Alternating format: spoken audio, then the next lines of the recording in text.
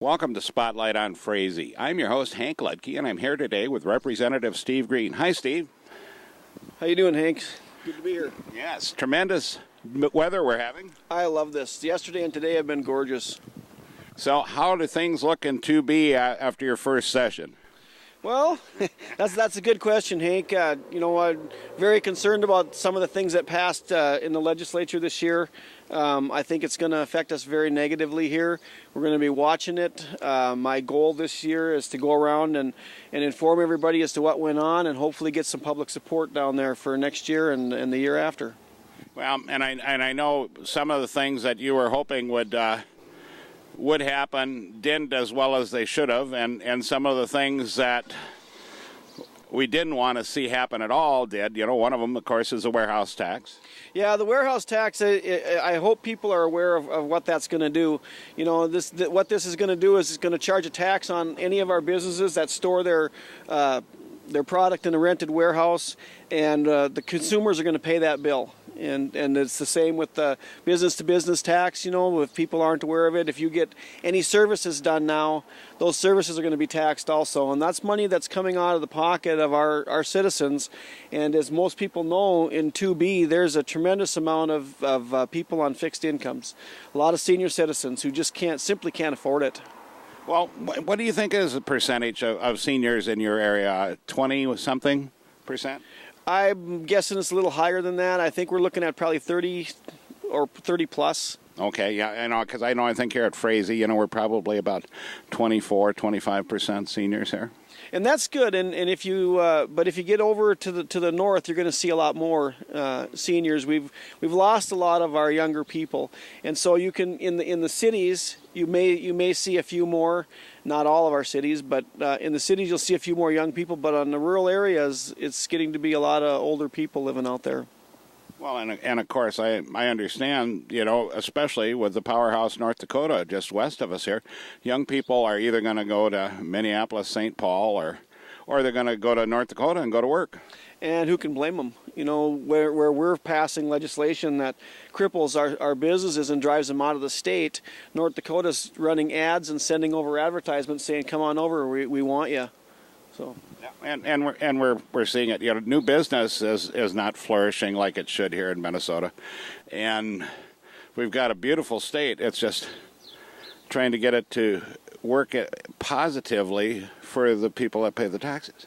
Yeah, and we talked about that many times, Hank. That it's nice to have the tourism. Everybody loves tourism, including me.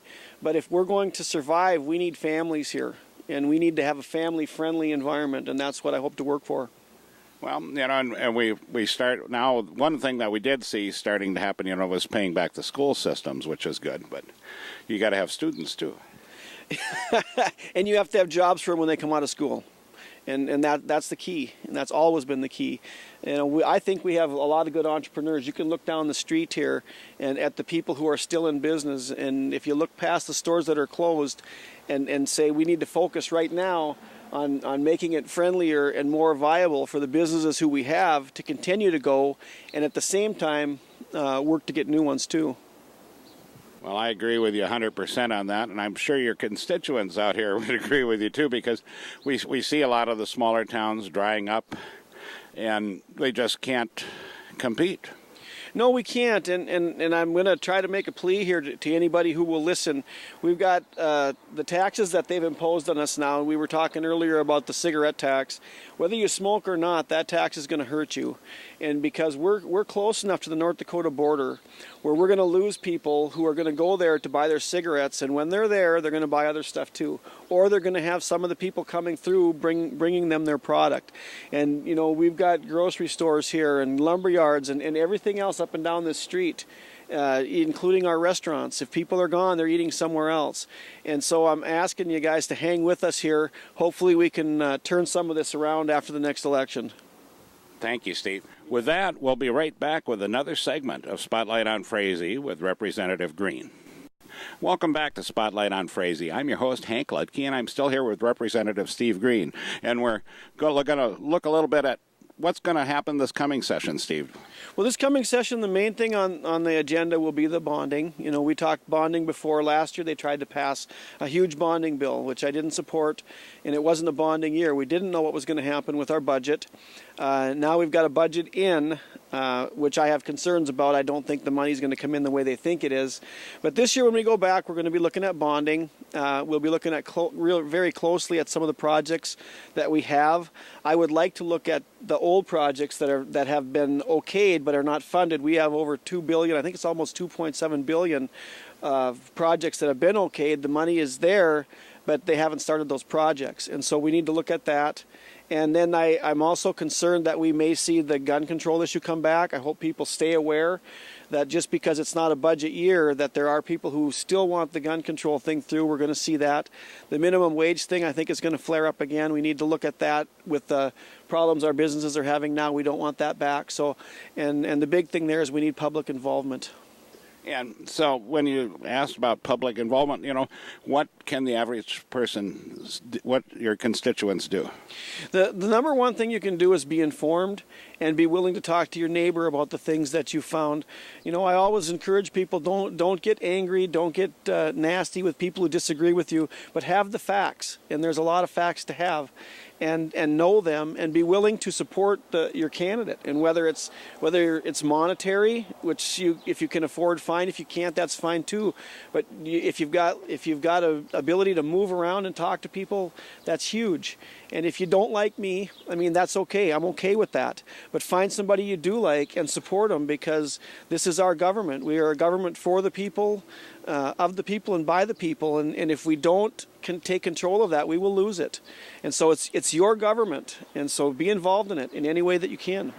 Yeah, and as we know, we've got to get back to grassroots. You know, where we keep on seeing things go up the line.